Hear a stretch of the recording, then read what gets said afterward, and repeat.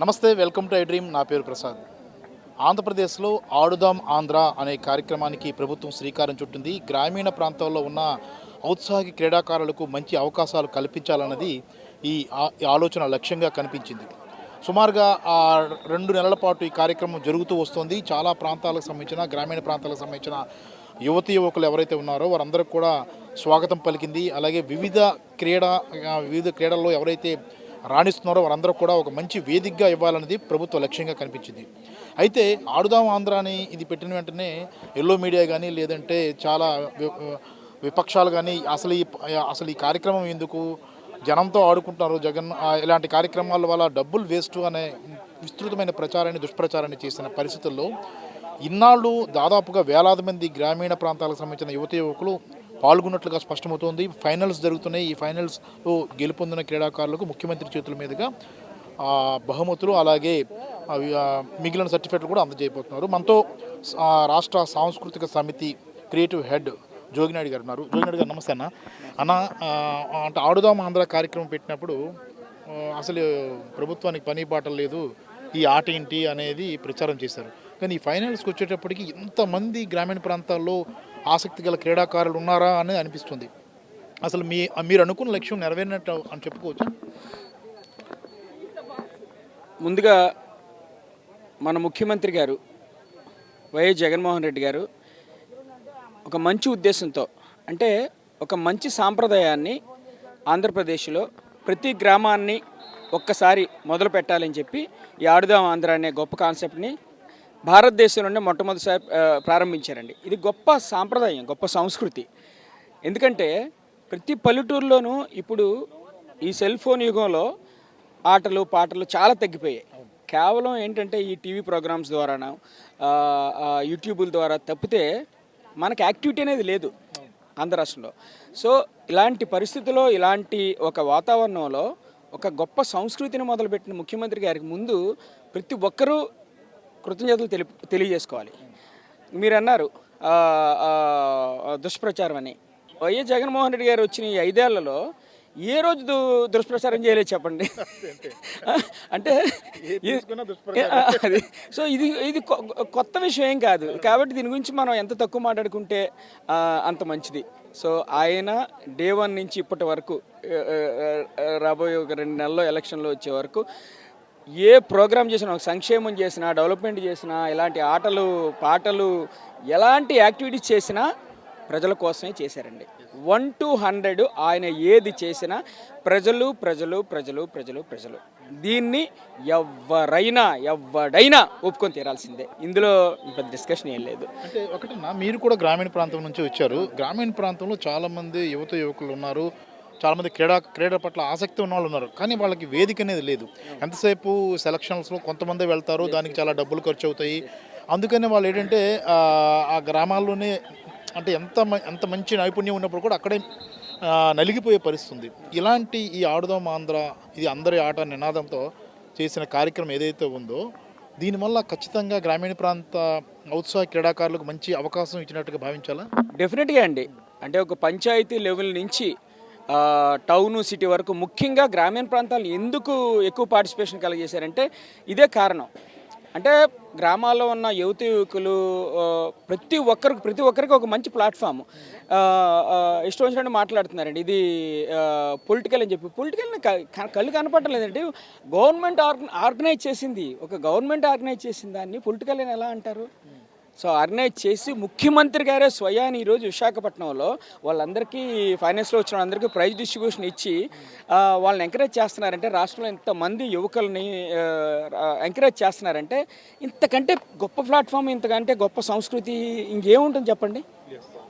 So కాబట్టి ఎవరు ఏమన్నా కూడా ఈ ఆడుదాం ఆంధ్ర అనే కాన్సెప్టు ఒక మంచి ప్లాట్ఫాము మొదలుపెట్టారు. ఇది ఈ సంవత్సరంతో మొదలయ్యి రానున్న సంవత్సరాలు అన్నింటిలోనూ కూడా ముఖ్యమంత్రి గారు మరింత గొప్పగా దీన్ని డెవలప్ చేసి కాన్సెప్ట్ని చేస్తారు. మనందరం చూడబోతున్నాం. ఇంకోటన్నా, మీరు అన్నారు కదా దుష్ప్రచారం అని, నేను అన్నాను, దానికి మీరు కౌంటర్ ఇచ్చారు. అంటే సీఎం జగన్మోహన్ రెడ్డి నడిచినా దుష్ప్రచారమే, కూర్చున్నా దుష్ప్రచారమే, నవ్వినా దుష్ప్రచారమే. దుష్ప్రచారానికి ఇంకా కాలము హద్దు అంటే ఏమీ లేదు. విపక్షాలకు ఎల్లో మీడియాకి ఇదే పనిగా నడిచిపోతుంది. మీరు ఈ సాంస్కృతిక సమితి ద్వారా దాన్ని ఏ రకంగా తిప్పికొట్టబోతున్నారు? అంటే ఒక సానుకూల దృక్పథంతో ఈ దుష్ప్రచారాలను ఏ రకంగా తిప్పికొట్టబోతున్నారు?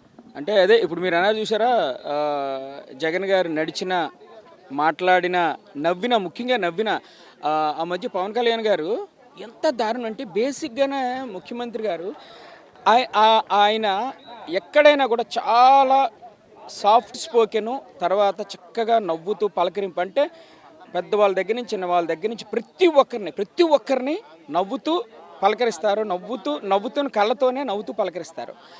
ఆ మధ్య కృష్ణ గారు చనిపోయినప్పుడు హైదరాబాదు పలకరించడానికి ముఖ్యమంత్రి గారు వెళ్తే అంటే ఎంత దారుణం, ఎంత వర్స్ట్ అంటే పవన్ కళ్యాణ్ గారు అక్కడికి వచ్చి నవ్వుతున్నారంట. జగన్ గారు నవ్వడం ఏంటంటే ఆయన ఎప్పుడు అలా అలా చక్కగా పలకరింపు. అంటే చనిపోయిన మనిషి దగ్గరికి వచ్చి ఆయన కూడా ఏడవాలా, ఆయన కూడా అని చెప్పి ఏడవాలండి. పలకరింపు, వాదార్పు అది ఎంతోమంది పెద్దవాళ్ళు, మునులు, మహర్షులు చెప్తూ ఉంటారు. చావు అనేది ఒక సెలబ్రేషన్ అంటారు. అంటే అక్కడ దాని అర్థం అక్కడ వాళ్ళని ఏడుస్తూ పలకరించాలి కదా. ఆయన ఏంటంటే వాళ్ళకు వాదార్పు అనేది ఒక రాష్ట్ర ముఖ్యమంత్రి అలాగే పలకరిస్తారు. మీకు తెలియదేమో, మనలాగా ఆయన సినిమా పెర్ఫార్మర్ కాదు, ఆయన నాయకుడు ఆయన. సో ఆయన నవ్వును కూడా వక్రీకరించడం అనే ఒక చెత్త సంస్కృతి అసలు నేను ఎక్కడ చూడలేదండి. ఇప్పుడే మొదలైంది. అంటే నవ్వునే తప్పేనా ఇదేంటండి? ఎలక్షన్లో మన ప్లాన్ ఎలా ఉండబోతుందండి? అంటే మన సాంస్కృతిక సమితి తరపున జనాల్ని జాగృతం చేయడం, అంటే యాక్టివేట్ చేయడం కానీ ఆలోచింపు చేయడంలో ఒకవైపు నుంచి విపరీతమైన రాంగ్ అంటే మౌత్ పబ్లిసిటీ పెరిగిపోతుంది, మరోవైపు దుష్ప్రచారాలు ఆల్రెడీ అది ఎప్పటి నుంచో నడుస్తుంది. ఇంకా ఎక్కువ డోస్ పెంచినా జనం నమ్మే పరిస్థితుల్లో లేరు. కాబట్టి మీ వైపు నుంచి ఎలా ఉండబోతుంది? ఇంకా దుష్ప్రచారమే, వాళ్ళు చేస్తున్న దుష్ప్రచారమే వైఎస్ఆర్ పార్టీకి మంచి ప్రచారం, శ్రీరామ్ రక్ష. సింపుల్. డే 1 నుంచి అదే జరుగుతుంది. ఇప్పుడు ఇంకా ఎక్కువైంది, ఎలక్షన్లు కాబట్టి ఇంకా ఉధృతంగా ఉంటుంది ఇది మొత్తం డెఫినెట్గా. ఎందుకంటే మంచి చేసిన వాళ్ళకి మంచే జరుగుతుందండి. అది జగనన్న చెప్పినట్టు ఆయన వల్ల లబ్ధి పొందిన ప్రతి పేదవాళ్ళు ఎవరైతే అన్ని రకాలు ఏ రకంగా లబ్ధి పొందిన మనిషి వాళ్ళు మీరే మా క్యాంపెయిన్ అన్నారు. సో కాబట్టి మాలాంటి సినిమా యాక్టర్లు ఆయన మీద అభిమానం కొలిది ప్రచారం చేస్తాం డే 1 నుంచి మాకున్న ఇష్టం మీద. సో మాకంటే కూడా ఎవరైతే లబ్ధి పొందారో వాళ్ళందరూ చేసే ఆ ప్రచారం జగనన్నకి 1000 రెట్లు. సో అది చాలు. అంతకంటే స్టార్ క్యాంపెయినర్లు ఆయనే బేసికల్గా ఒక స్టార్ క్యాంపెయినర్. సో ఆయన వల్ల లబ్ధి పొందిన మాలాంటి వాళ్ళ పేద కళాకారులు ఎవరైతే వాటెవర్ ప్రతి ఒక్కరు కూడా ఆయనకి స్టార్ క్యాంపెయినర్లే. అది చాలు ఆయనకి, ఎవరు అవసరం లేదు, ప్రజలే చాలు ఆయనకి. Thank you. రైట్, చూసాం కదా. మొత్తం మీద ఆడుదాం ఆంధ్ర సూపర్ సక్సెస్ అయింది. అంటే అనుకున్న దానికన్నా సూపర్ సక్సెస్ అయినట్లుగా చెప్పుకోవచ్చు. ఎందుకంటే ప్రభుత్వం పిలిపించింది, దానికి ప్రతిగా స్పందించింది యువలోకం, ముఖ్యంగా క్రీడాలోకం. ఎవరైతే గ్రామీణ ప్రాంతాల్లో ఉన్న చాలామంది క్రీడాకారులంతా కూడా స్పందించి ఈ కార్యక్రమంలో పాల్గొనడం, తమ సత్తాన్ని చాటడం అనేది జరుగుతూ వస్తుంది.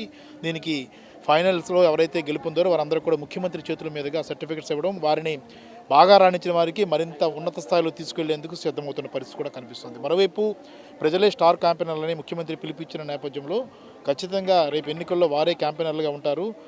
ఈ విషయంలో తాము చాలా ధీమాగా ఉన్నామంటూ సాంస్కృతిక సమితి క్రియేటివ్ హెడ్ చెబుతున్న పరిస్థితి కూడా కనిపిస్తుంది. కెమెరామెన్ మూర్తితో ప్రసాద్, ఐడ్రీ మీడియా, విశాఖపట్నం.